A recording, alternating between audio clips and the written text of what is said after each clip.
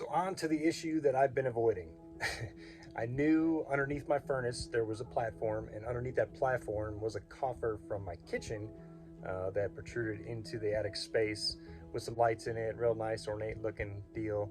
And I got to do something about it because right now now that it's exposed and my furnace is relocated, we can see that we've got can lights that are obviously going to have to come out, and 2x6s that run across that support the drywall, which is the top of that coffer, that also are going to come out. And when those come out, the drywall will not be supported. So what I'm going to have to do is actually drop the top of the whole coffer, disassemble it from underneath, drop the drywall about 4 inches so that I can get some supports all the way across here that will still be flush with the 2x12s that will be my floor for my new living space. First step, we ended up taking the lights out of the ceiling. The cans are popped up and tucked up into the attic space. I'm going to go up there right now and we're going to disconnect all the electric, all the hardware associated with those, and pull it all back so that we can start taking the beams off that hold this drywall up and come back down here. I'm going to plastic off quite a bit so it doesn't make a mess of the kitchen here, and we're going to start demoing off that coffer. To try to minimize the dust and just debris that's going to drop from moving that coffer down, I put plastic all the way the inside of the coffer to contain it.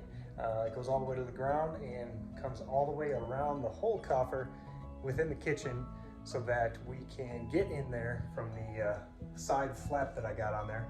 I'm taking piece by piece down very gently because I do plan on reusing it, getting the nails out of it, and then I'm marking each piece so that I know which direction they go back on so that it ties back together. Took a line with a level across, scored it with a Sawzall. I ran my Sawzall all the way down, and I took a razor blade and I cut along the top here. And I've just been peeling back this drywall to have the exposed wood there, which I have for most of it right now. And my next step is going to be to actually drop this coffer from the attachments above to this new level where it's going to sit a little bit lower, and then I can put in my cross members and have the support I need for the second floor. Before I actually nail these 2x4s to the 2x12s in place, I'm putting liquid nails between the two, a thin bead between the two before I squish them together to look like something like that. That way you eliminate creaking on the floor on the second story, and you also make that stronger bond, which then has more support. So I've permanently screwed the coffer lid back up to my new double 2x4s up top, and that's going to allow me to go ahead and cut my temporary strap, which was holding this thing from falling to the ground, and I'm going to cut this center out to allow for the new 2x10s to be installed. And across, the ones that are actually going to be covered by the beam once I put it back in, worked out pretty good. They're flush with the top here, and we're going to go back underneath. We're going to fasten them from underneath as well, and then we're going to build that beam back onto the coffer. So one extra thing that I'm actually doing here is sanding the fake beam wood before I reinstall it. I'm just kind of getting the finish off the edge here because what we're going to want to do is actually paint them before we put them back on. I just want to get that shininess gone so that the paint actually sticks. All right, so I got my 2x10 beams in place, and now I'm starting to rewrap with the existing wood. I'm putting that back on. I'm so glad I marked it ahead of time because I know which piece goes where.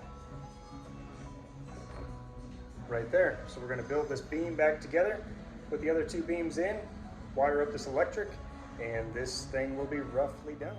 All right, so I'm putting on the last piece of the wing of this coffer back together. As you can see, I'm putting in new nailers so that it's nice and rigid. Only left us with about 1.5 inches of reveal, but I think once we paint this up to match the existing trim, it'll turn out pretty nicely. All right, so I finished up wiring my low-profile can lights, and man, they worked out pretty slick. They each have their own little junction box and just a little screw-in fitting to replace them. So now I've actually got the room for the can light, and I can sneak my hand in there if they ever go bad and replace them right out without tearing apart a wall or a ceiling. And they all work, so that's good. Now we can close this thing up. We got our beams in place. I'm gonna paint the bottom of the beams at a later date once I finish painting everything else.